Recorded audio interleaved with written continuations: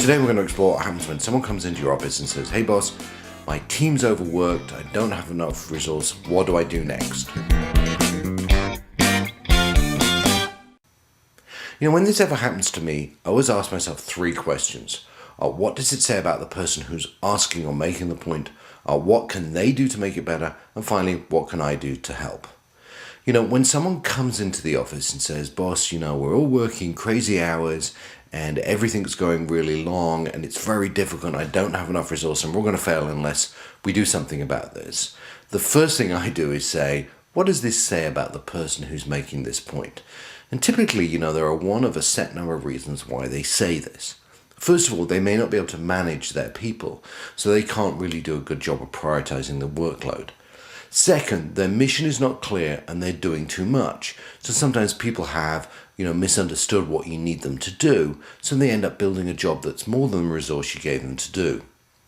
Third, you may have set them the wrong objective, so you actually may have given them a job that's bigger than the amount of resource you've given them.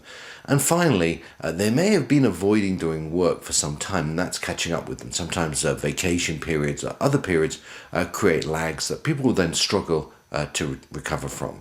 Whatever the reason is, the effect is the same on the team, and you really need to help them fix this problem or in fact replace them. Either way, whatever the problem is, whatever the reason, you typically go about it the same way and use the same process to fix it. So, how would you go about fixing this problem? The first thing I ask the team to do is write down and clarify their mission. So really be clear about what they think they've been asked to do, and this may be for the manager or maybe for the whole team, typically just the manager. Then I ask them to add a detailed team structure with each person's deliverables underneath it. Notice I'm not talking about roles or responsibility or knowledge or what Johnny's good at, but what are actually the deliverables of that team. Then I ask the leader to do a 1 to n list of those deliverables in terms of importance. So a 1 to n list is write the most important first and keep writing them in sequence until you get to n, which is, the number of different deliverables they're working on. I then ask them to put a red line on the list where, that's all they can do with the resource they have. And so, they tend to go through, and at some point through the list, which is always longer than where the red line goes, they draw a red line. And then I sit down with that leader and say, let's assess the impact of what happens if that red line is actually where you stopped and you did nothing below it. And what would that mean to your mission and organization? So that's really the process that you want them to do. What can you do to help? Well, the answer to that depends very much on where the red line is. With the red line, people will often tell you that they're working too hard and they need to stop doing things, or they don't have enough resource. But where that red line goes will actually probably tell you a bunch of different things.